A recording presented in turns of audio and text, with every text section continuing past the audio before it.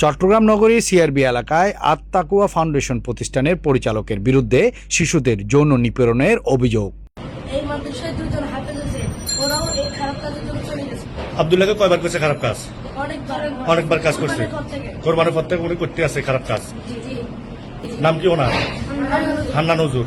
গত বুধবার নগরীর এনায়েত বাজার বাটালি রোডের সিআরবি এলাকায় অবস্থিত আত-তাকওয়া ফাউন্ডেশনের অফিসে তালা দেন স্থানীয় বাসিন্দারা।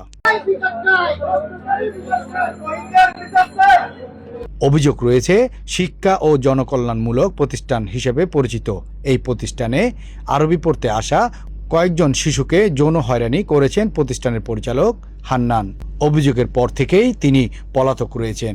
এই বিষয়ে তথ্য নিতে ফারজানার স্বামী রেলের কর্মচারী তহিদকে ফোন করলে তিনি ফোন রিসিভ করেননি।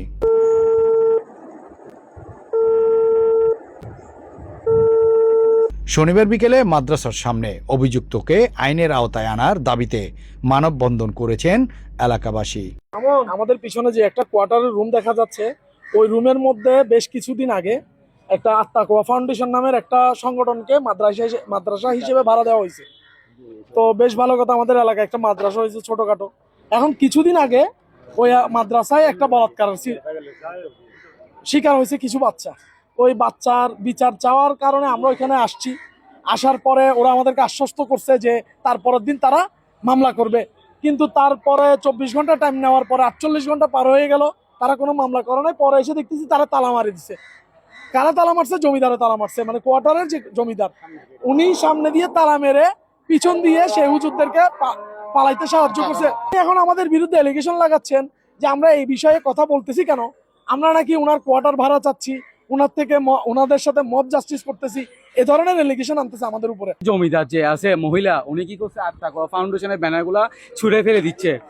ছুঁড়ে ফেলে দেওয়ার পরে তখন আমরা বুঝতে পারি যে উনি আত-তাকওয়া ফাউন্ডেশনটা লুকানোর জন্য ব্যানারটা ছুঁড়ে ফেলে দিচ্ছে। এরপর আজকে আসে ওনারা ওয়াল তুলতেছে। কেন, কি কারণে? আত-তাকওয়া ফাউন্ডেশনকে ধামা চাপা দেওয়ার কারণে। এই দ্বারা বোঝা যাচ্ছে যে আত-তাকওয়া ফাউন্ডেশনের সাথে ওনারা জড়িত আছে। না হলে আত-তাকওয়া ফাউন্ডেশনের মেন সভাপতি যিনি, উনি এখানে আসে না, উনি ব্যানারে হাত দেয় না, উনি কোয়ার্টারে হাত দেয় না। তাহলে উনি জমিদার হয়ে উনি কেমনে হাত দিবে? প্রতিষ্ঠান তো ওনার না, উনি হচ্ছে কোয়ার্টারের দায়িত্বে আছেন। তাহলে উনি কেন আত-তাকওয়া ফাউন্ডেশনের ব্যানার ছিড়বে? কেন আত-তাকওয়া ফাউন্ডেশনের ওয়াল দিবে? এর দ্বারা বোঝা যাচ্ছে যে আত-তাকওয়া ফাউন্ডেশনের সাথে এবং যে বলাৎকার করছে তাদের সাথে জমিদার জড়িত আছে এবং সবাই জড়িত আছে। এখানে যে কোয়ার্টার গুলো আছে এগুলো হচ্ছে রেলের কোয়ার্টার। এখানে বাড়তি কিছু অংশ ওরা তৈরি করে এগুলো বিভিন্ন প্রতিষ্ঠানকে, দোকানপাট এই সেগুলো ভাড়া দেয়। আর ওনারা যারা সরকারি কর্মকর্তা আছে ওনারা এখানে থাকে না, ওনারা এগুলো ভাড়া দিয়ে ওনারা থাকে সোসাইটিতে। আর এখানে আমাদের এলাকাটা নষ্ট করতেছে। আমরা চাচ্ছি এইসব অপকর্মগুলো বন্ধ হোক। এখানে জুয়া মাদকের আড্ডা হচ্ছে যে প্রত্যেকটা রেলে ওরা বিভিন্ন বস্তি এবং বিভিন্ন মাদকের সম্রাটদেরকে এখানে ভাড়া দিছে। এখানে আবার জুয়া চলে, আবার নারী ব্যবসাও চলে, এখানে মানে দেহ ব্যবসাও চলে যে এই কোয়ার্টারগুলোতে। মূল কথা হচ্ছে যে এখানে যে দর্শনটা হয়েছে, বলাৎকারটা হয়েছে, শিশু বলাৎকার, ওইটার আমরা বিচার চাই। হান্নান হুজুর এবং তহিদ। জানা গেছে, রেলওয়ের একটি ভাড়া নেওয়া বাসায় পরিচালিত হচ্ছিল প্রতিষ্ঠানটির কার্যক্রম। বাসাটির মালিক ফতেহাবাদ স্টেশনের সহকারী স্টেশন মাস্টার ফারজানা। তিনি বাসাটি ভাড়া দেওয়ার বিষয়টি স্বীকার করেছেন।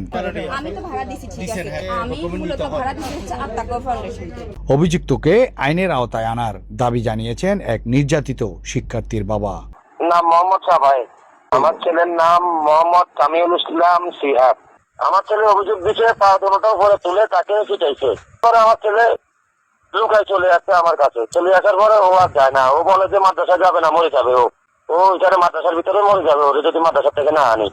আমরা গরিব মানুষ, ভ্যান গাড়ি দিন মজুরি করে খাই, আমরা ওদের কাছে দিই যে ছেলেটাকে শিক্ষা দেওয়ার জন্য। আমরা পাচ্ছি না বিদায় ওদের কাছে দিই।